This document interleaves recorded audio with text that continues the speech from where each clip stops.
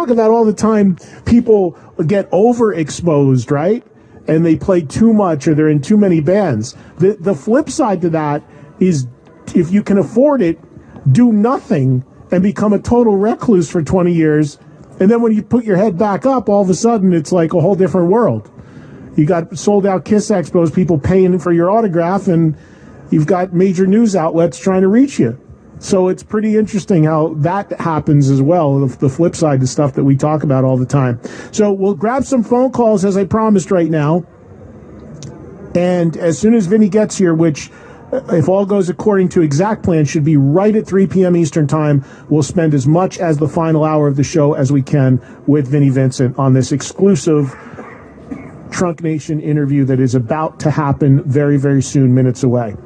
Where do we begin? How about we start with Josh, who's in Dallas, as our first caller. Welcome, Josh. Hey, Eddie, how's it going? Very good, thanks. It's got to be a thrill that you're going to be the first person that gets to talk to Vinnie. I know you were a childhood Kiss fan, so this has to be really surreal for you, huh? Well, yeah, you know, I grew up a Kiss fan. As everybody knows, I've loved all eras of the band except for the current one because of the image of what they're doing. Everybody knows that. But, I mean, outside of that, I mean, I've loved every era of the band. The original guys are always special to me. I'm lucky enough to be very close friends with two of the original guys, with Ace and Peter. But I actually met Vinnie a couple times. I did something with him when I first started out in radio with The Invasion. I met him on the Lick It Up tour as part of like a meet and greet thing. So but I haven't spoken to the guy in 25, 30 years. And you know what's interesting? I tried to get an interview with him about 5 years ago, and the only contact I had for him was his attorney, who was in the Nashville area, and his attorney is his rep, who's just here seconds ago talking to me, and it's the first time I met him face to face, and he's like, I remember when you called my office trying to reach him many years ago. He's like, yeah, he goes, it took a few years, but we're going to do it with you. I was like, thank you. You know, I'm glad that I put the patience in and made it work. So it means a lot, and it means a lot to me that they know of me enough that they're willing to do this, because I don't have a relationship with them at all. Yeah, that's really cool. Hey, it's cool that you've met him before. Has the idea of really examining the way he looks and the way he talks crossed your mind to make sure this is the real Vinnie and not an impersonator?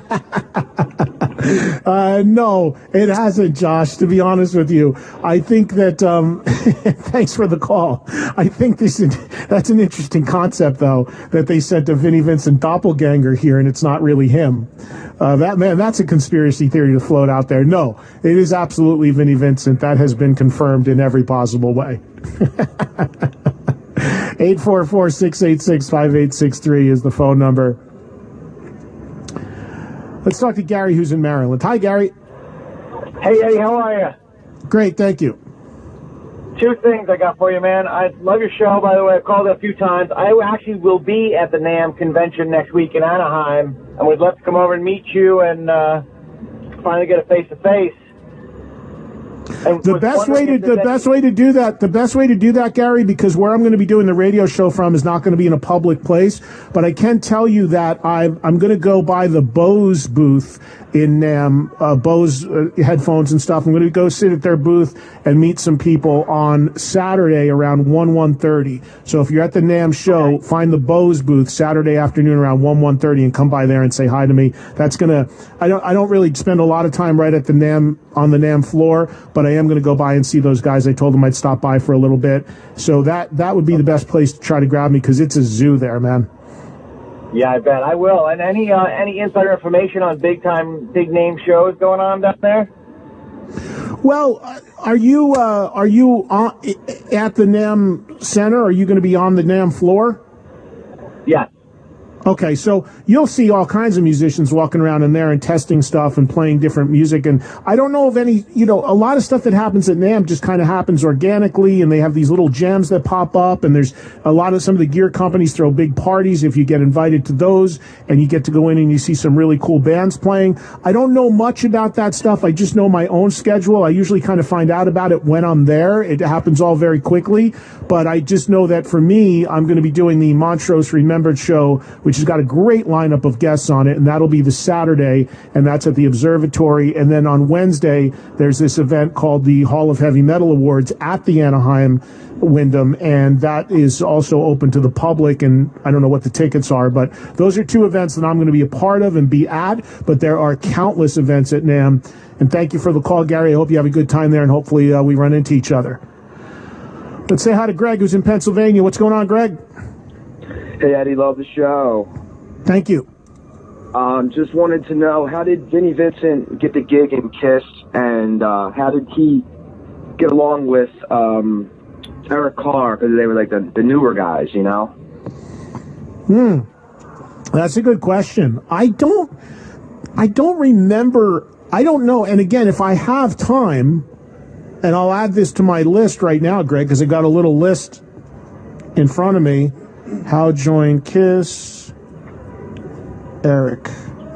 I'll ask him. I mean, I'm going to ask him. I'll ask him when he's here. My problem is my time crunch, because these are all things that I'd love to talk to him about. I'd love to talk to him about his pre-KISS work. I'd love to talk to him about getting the gig, the ups and downs that happen, well documented infighting in KISS, that he would fight with Paul Stanley right on stage because those guys hated that he played so many notes and so fast. And my argument is that, well, why did you hire him? But there was always that. And then the really weird thing about it is they were upset about him doing too much shredding, but the guy they replaced him with was an even bigger shredder, the late Mark St. John. So there's a lot of conflicting information, and I'd love to get to the bottom of a lot of this stuff from Vinny's perspective, because nobody has heard from him. I just don't know of the time constraints. If they give me the whole second hour, that would be amazing. There's going to be about 100 people in a room on another side of the wall, not too happy. But there's a hell of a lot more people listening. So if they give me a ton of time here, I'll take as much time as possible. But I don't know how much time I'm going to have. But I'm going to do my best to take as much time as I can with the guy and be able to get to some of these answers for you. Well, like I said, I'd like to go chronologically. I'd like to dig away for 3-4 hours. There's so much to talk about here. But I just have no idea what the time constraints are going to be. I know we'll have at least 20, 30 minutes. So I'll deal with what I can deal with, and I'll get what I can get out of them and see if we can get into some of that sort of historic stuff as well. Let's talk to Jeff, who's in Iowa. Hi, Jeff. What's going on? Hey, sir. How are you? Great. Thank you. Yeah, good luck on your interview later on, okay? Because that's a long time coming, and everybody wants to hear, and you're the best in the world at that, okay? Oh, thank you, Jeff. Very nice of you to say. Thank you very much. I told Eddie, I'm an Iowa State fan, a football fan, okay? They played in Memphis like December 31st, right? And they played like Memphis Tigers. And my father, he's retired now, but anyway, eyesight, his biggest client was Don Everly, you know, Everly Brothers, okay? Mm-hmm. And he goes, why don't you stay at his house? And I go, well, I met him twice at your house, and I met him on the Civic Center, like in Des Moines, and backstage. He said, no, let me call him, and then I'll work it out for you. So anyway, his driver got me and my brother down there, and we got their house. His wife's fantastic. They had a beautiful home. Hey, Jeff, I got a ton of calls. Is there a question in here? No, yes. Guess who was our biggest people down there?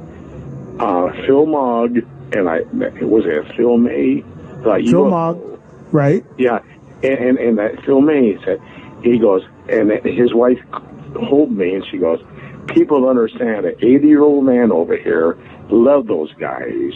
They stayed at our house like 3 or 4 times because people don't realize that Phil Everly liked those boys. You know what I mean? Phil Everly liked UFO. Liked his voice. Oh, right. Well, thank you, Jeff. I appreciate the call, and I got the interview coming up, so I got to move on.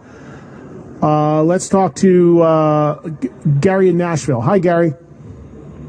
Hey, how's it going, man? Good. I'm pulling my truck over here so I can talk more quietly. I ran into Vinnie one time in the late 90s in Nashville at the, I was rehearsing at the Union Hall. Now I was a pedal steel player with country acts, and he came in and he, I guess, listened to the act that I was practicing with, hung around a while. We took a break.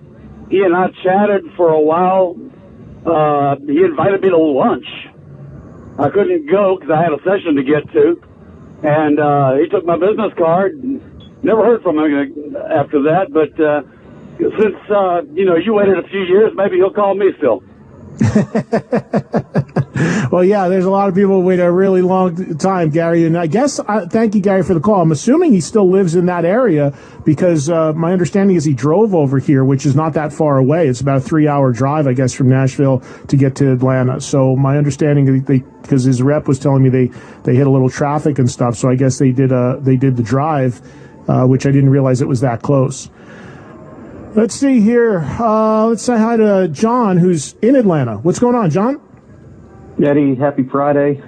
Thanks, you too. Welcome to Atlanta. Welcome to Atlanta. You're in a good city.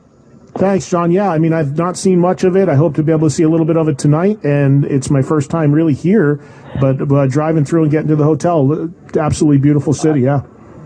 I'd say if you're able to sneak out tonight, you got somebody that's with you that you guys are taking, you have a ride, take a ride over to Little 5 Points and go to the Vortex.